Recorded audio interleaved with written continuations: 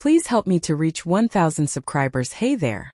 If you're drawn to stories of love lost, betrayal, and shocking choices, hit that subscribe button and become part of our storytelling community. Here's my story. I never intended to ruin everything I had in a single night. But that's exactly what happened.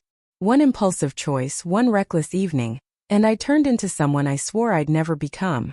It began quietly. Not the comforting kind of quiet, but the heavy silence that slowly erodes a marriage. Liam and I had been together for 6 years, married for 4. Outwardly, everything seemed perfect. A cozy apartment with a navy door, 2 steady jobs, Friday night dinners with friends, and a shared playlist that captured our memories. But beneath the surface, we were strangers living under the same roof. Arguments had faded, not because we were content, but because we were too drained to care. I'm not trying to excuse what I did. There is no excuse. I'm sharing this so you understand the emptiness I felt, the way I'd become almost invisible to the man I loved. The person I cheated with was named Ethan. He worked in marketing at a neighboring office. First, I barely noticed him, but he noticed me. The first time he smiled at me in the hallway, I felt a spark I hadn't experienced in years. It started with little harmless interactions, sharing coffee runs, joking about work deadlines, swapping silly memes. And then one night, after an exhausting late shift, everything changed. It wasn't planned, it wasn't romantic, it was a fleeting, desperate impulse, the kind you replay endlessly wishing you'd walked away. I remember my phone buzzing with a text from Liam, while I was in that hotel room with someone else. Dinner tonight? Can I pick up Alex? I didn't answer. After that night, I swore it would never happen again. I promised myself I'd live with the shame, but at least I wouldn't repeat the mistake. Yet I did. Twice. And then came the lies I told myself.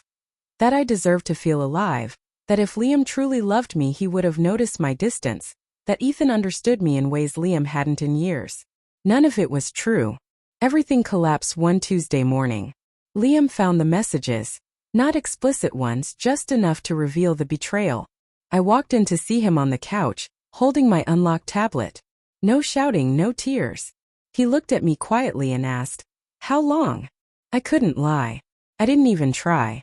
That night he left. I still hear the door closing in my memory, the quietest sound, yet it echoed through me like a scream. The aftermath was brutal. Friends were stunned. My sister stopped speaking to me.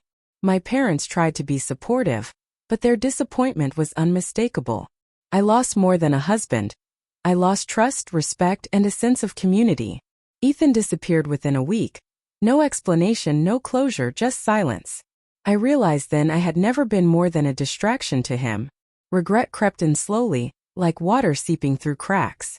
I'd be brushing my teeth and remember Liam making me laugh until I cried. Or walking down the street and recall how he used to surprise me with coffee on Sunday mornings. Regret became a constant companion.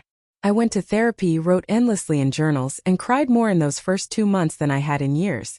But nothing could undo what I had destroyed.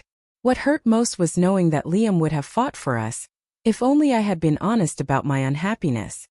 He wasn't cruel. He wasn't harsh. He was distant, but so was I. Counseling, a weekend away, or even just a truthful conversation might have saved us. Instead, I chose the nuclear option. Months later, I reached out once just to apologize. His response was simple. "I know." That was all. I see him sometimes in photos on social media, looking lighter, happier. He's dating someone named Claire now. She seems kind and I hope she is. As for me, I've learned to carry the consequences of my actions. Not as punishment, but as accountability. Every day reminds me that regret alone isn't enough. Change is required. I haven't pursued a serious relationship since, not because I don't want love, but because I refuse to risk hurting anyone else until I've rebuilt myself. If you're listening feeling unseen, lonely, or unappreciated, talk to your partner. Don't look for validation in someone else's arms.